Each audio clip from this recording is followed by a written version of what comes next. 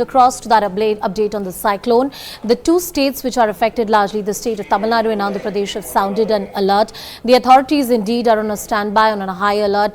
Different areas, low-lying areas, and especially the communities living in the low-lying areas have been evacuated. There are about 9 lives that have been lost in the state of Tamil Nadu, but that's largely some of the rain-related instances that have happened, some electrocution and some people who faced other sort of issues, and that's why those deaths have been reported. If we talk about what are the steps that the authorities have taken, there is a special command center that has been set up. Schools and colleges have been shut. It has also been reported that the wind speed is anticipated to be at higher level. A maximum sustained speed of about 90 to 100 kilometers per hour can go up to 110. High alert in about 8 districts of Andhra Pradesh.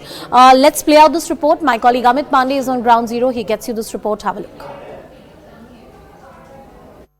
Right now we are here at Bapatla port. It is a sea line here. You can see there that the sea water which was there far away a few moments ago, now it is just touching our feet. It means that cyclone is just crossing over this very epic center of this predicted area, and the wind speed at the current time is approximately 100 kilometers per hour. You can see we are barely, it's very hard to stand here, but in spite of all this, we are showing this exclusive visuals on CNN News 18. So this is the whole situation. Cyclone is crossing, cyclone has hit, and Bapatala, which is the center, epic center, as per prediction, earlier it was predicted at 11 o'clock, then 11:30, then 1:30, and now finally around 2 o'clock this cyclone has hit, and this whole process will carry on for 2 to 3 hours. And now all the agencies are tight-lipped. They are just watching the movement of this very severe cyclone. Why they are watching? Because two things can happen. One, the cyclone can travel along with the coastline, and it can travel to Odisha. And second, this cyclone, while crossing, it can change in direction and come towards the interior parts and lands of the city, which had got severe damage. Let me cut across to my colleague Purnima, who's joining us live from Virugambakam. Let me quickly take a word from Purnima and get more details. Purnima, tell us where you are, what are the precautions which are taken there, what are the authorities telling you? Well, we are coming to you from Virugambakam. This entire stretch continues to remain waterlogged, you can see here. But of course, the water levels have receded over the last couple of hours. The good news is that it was a sunny day, and there was no rain recorded today. It was only till wee hours that the city witnessed heavy to very heavy rainfall, which is why many areas have witnessed massive waterlogging.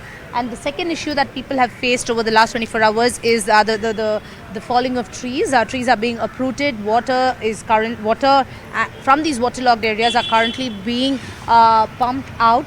Power, meanwhile, has been restored in most of the places. Only those that have been severely impacted, which includes Tambaram, Pallikarnai, Rayalaseema, these are the places where the power still has not been restored, because most of those areas are inundated. People have been evacuated from those places. Boats were arranged to transport people from the submerged areas to the nearby relief camps. Tamil Nadu state government and Chief Minister M.K. Stalin maintains that. All right, there's a connection issue with Purnima. She's reporting from the cyclone affected areas, so but expected. Let me also get you this walkthrough, this ground report that my colleague Vivek Narayan gets for you. Please have a look. Well, the latest update from Chennai is that things are not just limping back to normalcy, it's springing back, I would say. The kind of effort put by the local authorities, whether it be the corporation officials, whether it be the government conservancy workers, health officials, traffic police, is exceptional. Almost all the main roads across Chennai have been cleared of debris, but there are still these bylines. Like the place where I am standing right now, there are, as you see, there are still some branches which are on the road, but that will take some time. But to be fair, exceptional work by the corporation and civic authorities who have done.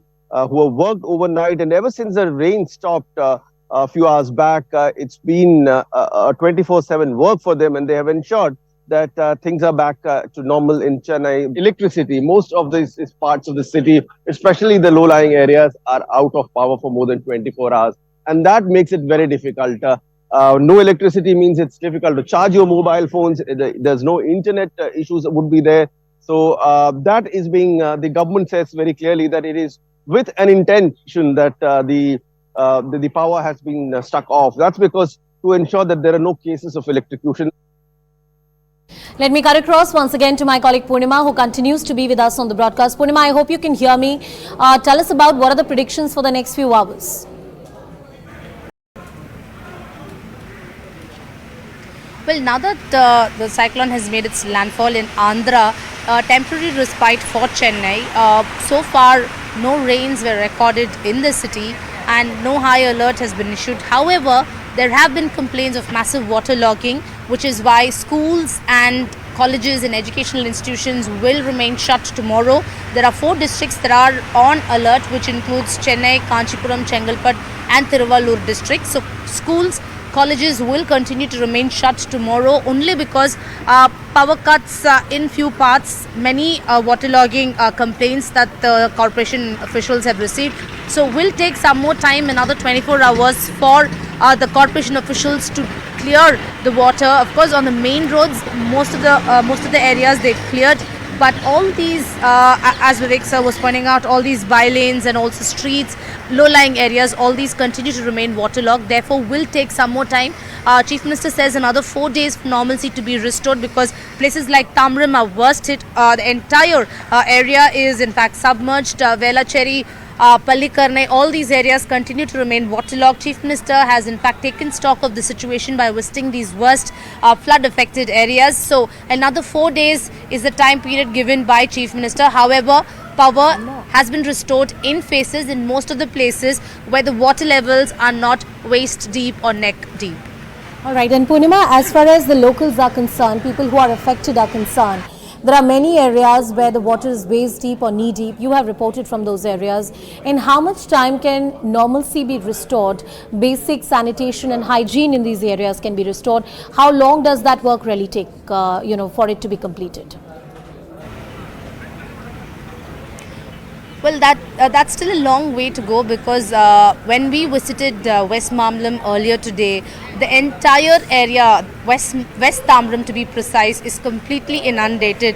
Most of them have already been evacuated, and those who are staying on the second floor, because till the first floor there's water, the water level is up to the first floor, which is why many boats were trying to rescue the stranded residents. However, food is also being sent to those who are located on the second floor or have shifted to the terrace in those particular areas. So will take at least a week for normalcy to be restored in extremely low-lying areas, which includes West Tamram, Rayalaseema, Puducherry, these Avadi, Ambattur. These are the places where there have been hundreds of complaints about waterlogging. Some of them are completely submerged. Another 4 to 5 days for the majority of the city to be back to normal. But those that are severely affected because of the cyclone, it will take at least a week for normalcy to be restored, is what we are hearing from corporation officials who've been monitoring the situation and actually on the ground for the last couple of hours to ensure that they try to drain the water out, try to uproot trees. It's still a long way to go for areas like Tamram to get back to normal. Absolutely, a long way to go. Thank you, Purnima, for putting all of that into perspective. We'll keep coming back to you and get more details on that particular story.